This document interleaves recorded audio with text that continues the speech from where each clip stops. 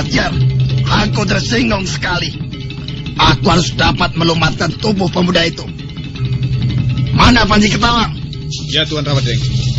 Hamba di sini. Dengar, Panji. Bawalah 10 orang prajurit. Kau kutugaskan membawa kembali Ratanca dan Praharsini ke Majapahit. Sementara itu, aku dan Rayuyu akan mengejar harimau sombong itu. Kami harus dapat menangkapnya malam ini juga. Baik, Tuan Rawedeng.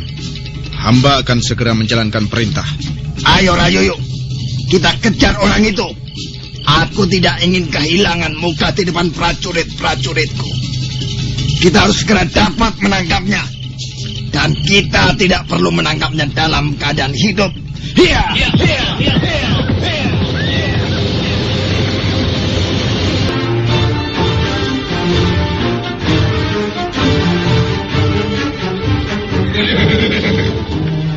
Panji, mengapa kau harus mengikat tangan-tangan kami? Percayalah, kami tidak akan melarikan diri. Maafkan aku, Ratanca. Aku sedang menjalankan tugas. Dan aku harus dapat melaksanakan tugas ini dengan baik. Bukannya aku tidak percaya kepadamu. Tapi aku tidak ingin terjadi hal-hal yang tidak kita inginkan bersama. Biarlah, Ratanca. Aku tidak keberatan tangan-tangan kita diikat menjadi satu. Biar saja, Ratanca. Tapi aku tidak bisa mengendalikan kuda ini dengan leluasa.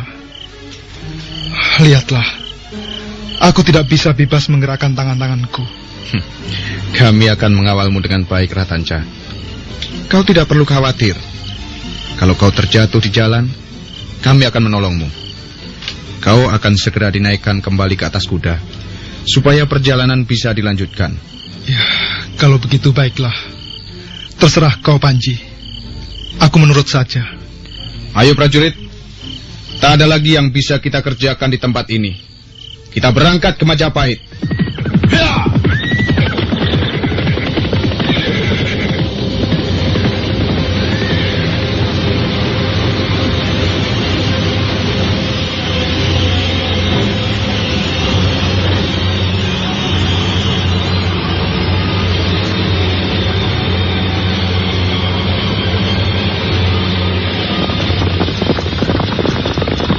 Ratanca dan Praharsini duduk terguncang-guncang di atas punggung kuda.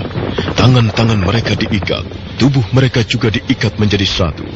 Sementara Panji Ketawang dan prajurit-prajurit Majapahit mengawal di belakang. Setelah hampir 2 hari 2 malam berjalan, akhirnya mereka pun memasuki kota Raja Majapahit.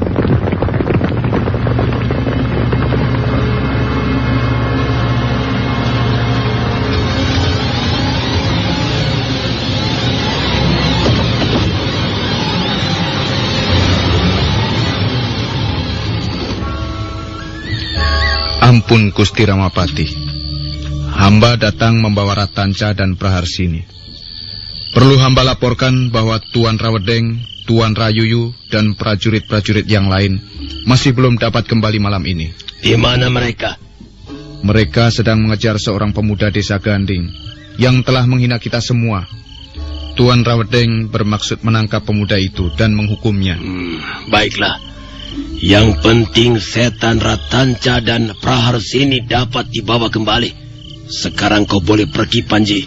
Hamba mohon diri, Gusti Ramapati. Panji Ketawang menghaturkan sembah sebelum kemudian bangkit dan melangkah pergi.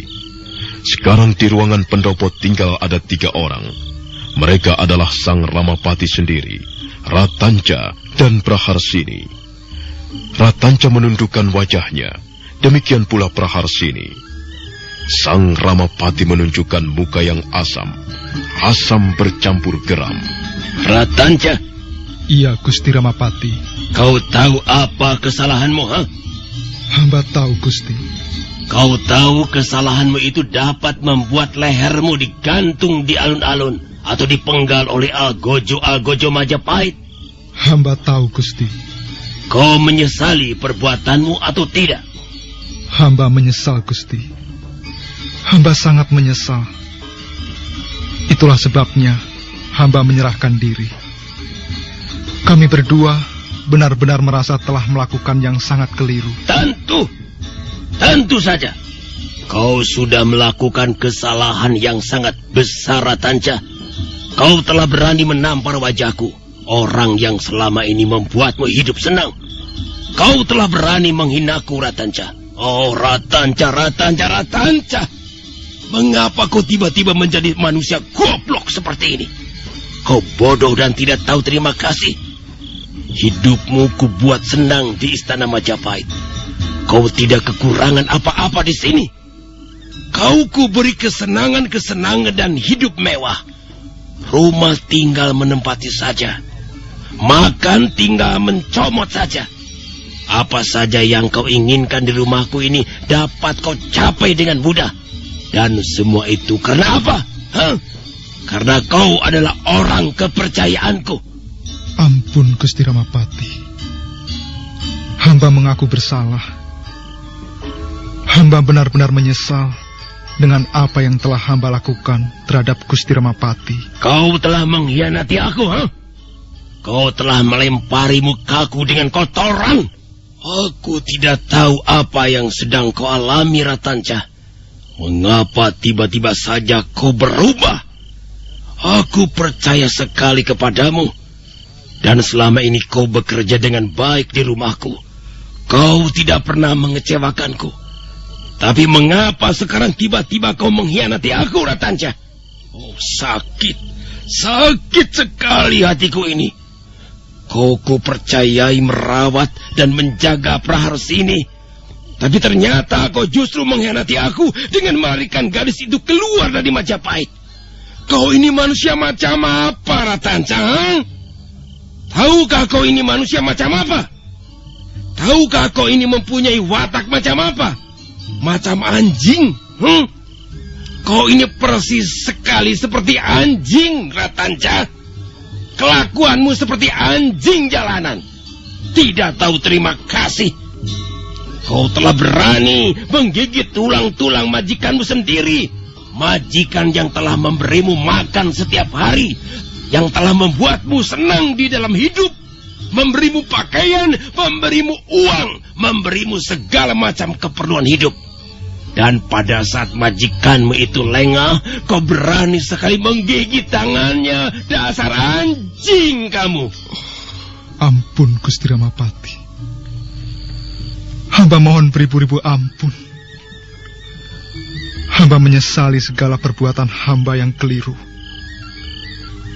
Dan hamba berjanji tidak akan mengulanginya lagi. Tidak perlu. Kau tidak perlu mengulanginya sekali lagi.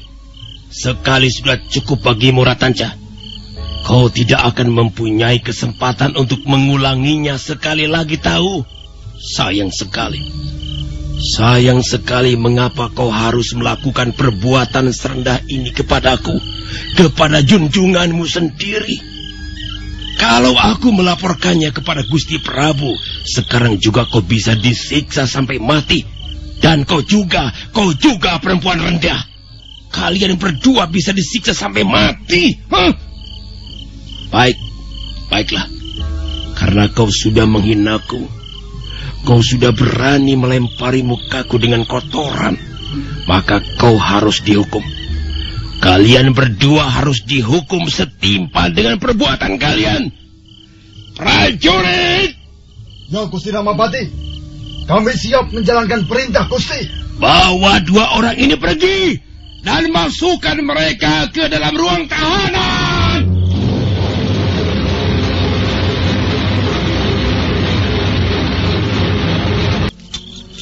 Aneh sekali. Aku merasakan getaran yang aneh dalam hatiku, Ratanca. Praharsini, sekarang kita sudah menjadi orang tahanan. Itu tidak menjadi soal, bukan?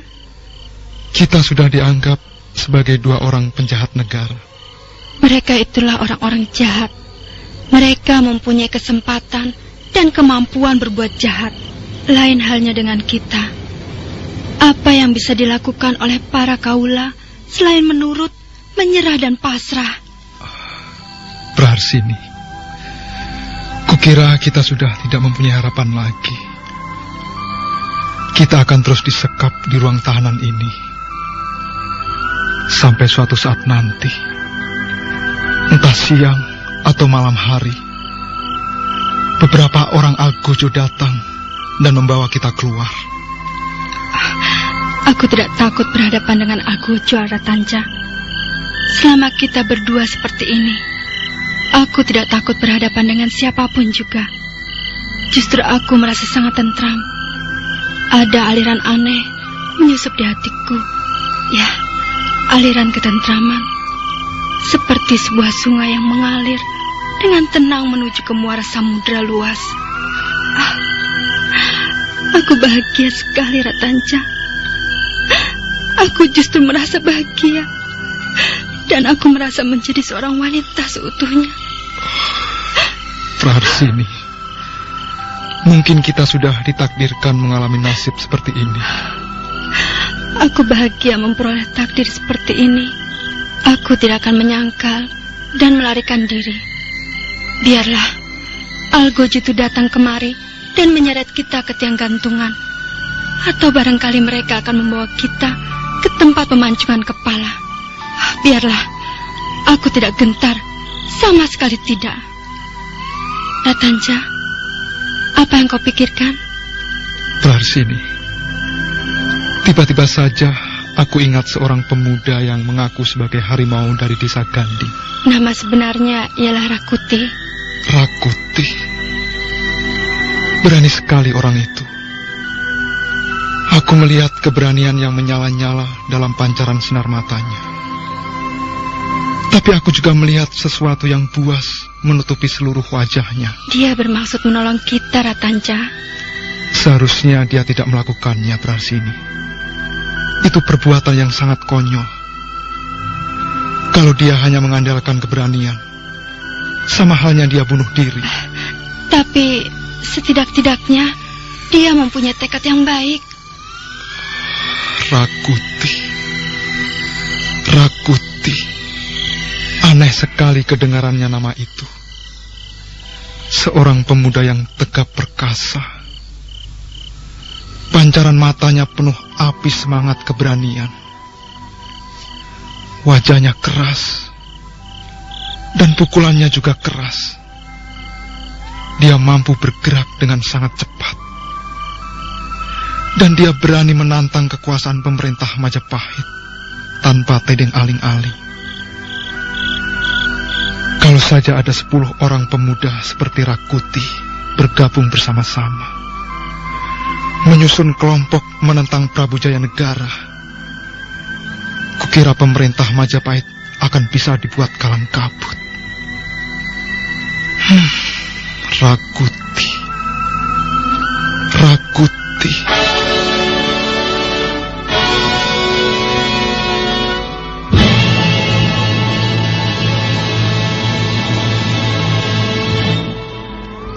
Apa benar ini rumahnya Rayoyo?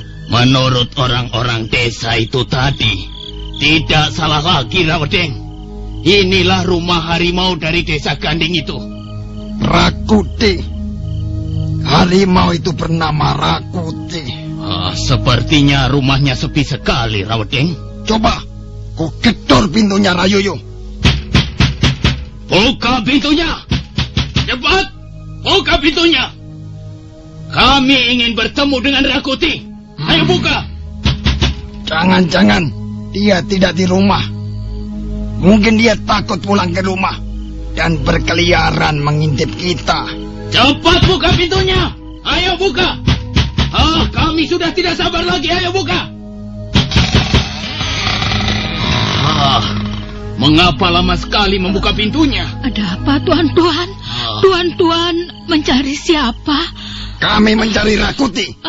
Inikah rumahnya? Ya, benar, Tuan. Hambalah ibunya. Lalu di mana Rakuti? Maaf, Tuan-Tuan. Anak hamba sedang tidak ada di rumah. Kau jangan berdusta kepada kami, ya. Anakmu telah berani menghina prajurit-prajurit Majapahit. Dia harus kami tangkap sekarang juga. Ayo, mana dia? Ampun, Tuan. Apa salah anak hamba? Apa kesalahan Rakuti? Tidak mungkin Rakuti berani menghina tuan-tuan prajurit. Kami tidak pernah menangkap orang-orang yang tidak bersalah, tahu?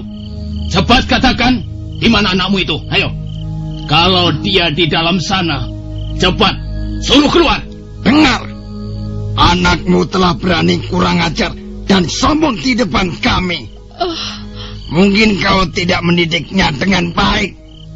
Dia berani menantang kami, prajurit-prajurit Majapahit. Dia memang seorang pemuda pemberani, tapi bodoh. Ampun, tuan-tuan. Kalau memang anak hamba dianggap bersalah, ampunilah dia. Barangkali dia tidak sengaja menghina tuan-tuan prajurit. Ayo cepat katakan di mana anakmu itu, atau kami akan memaksa masuk. Sudah hamba katakan, Tuan.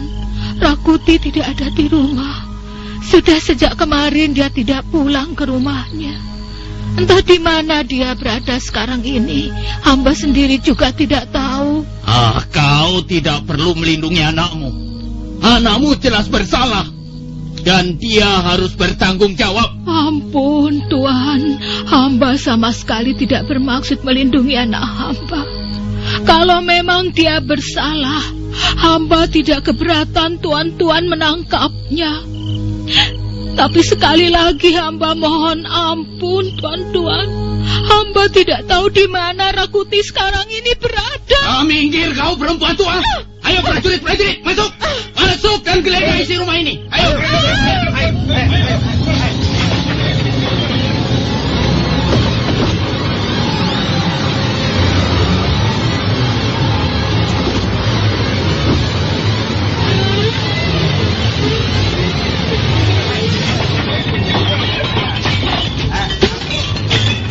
Serentak prajurit-prajurit Majapahit menggeledah isi rumah Rakuti. Mereka menerobos masuk dengan kasar, dan mereka menggeledah rumah dengan sikap yang sama sekali tidak sopan. Ibu Rakuti diam saja, tidak berani berbuat apa-apa. Nah, ini siapa yang bersembunyi di sini, ha? Tidak, lepaskan aku, lepaskan.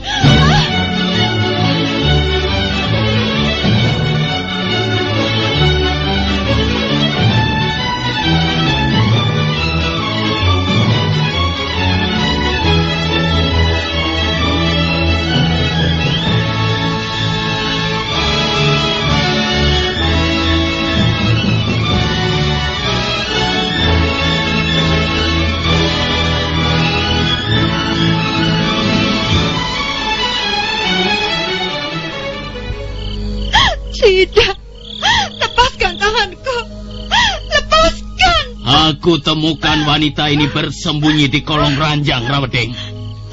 Lepaskan Rayoyo. Cantik sekali wanita ini. Siapa dia? Dia istri Rakuti, menantu hamba, Tuan. Namanya si Tangsu. Bagus sekali. Tidak percuma kalian menggeledah isi rumah ini. Ternyata di dalam rumah ini telah bersembunyi seorang makhluk yang sangat indah. Kau tidak usah takut, si Tangsu. Kami tidak akan menyakitimu, asal kau menuruti apa yang kami perintahkan. Apakah sudah digeledah seluruhnya? Sudah, Rawedeng. Kami tidak lagi menemukan apa-apa. Mungkin benar, Rakuti tidak pulang ke rumahnya. Baiklah, itu tidak menjadi soal, Rayoyo. Kita sudah menemukan gantinya, bukan? Apa maksud Tuan prajurit? Kau harus ikut kami ke Majapahit. Tidak, Tuan. Hamba tidak mau. Hamba tidak mau dibawa ke Majapahit. Hamba sudah mempunyai seorang suami, Tuan. Tutup mulutmu. Suamimu seorang penjahat. Dia telah melakukan kesalahan kepada kami, prajurit-prajurit Majapahit. Dia harus dicari, ditangkap, dan kalau perlu dibinasakan. Oh, Tuan prajurit, ampunilah kesalahan anak hamba. Ampunilah Rakuti. Cukup. Ayo, Rayoyo, seret perempuan ini ke atas kuda. Ayo, Rayoyo, ayo seret. Aku tidak mau. Lepaskan. Ayo, lepaskan. Ayo, Rayoyo, ayo.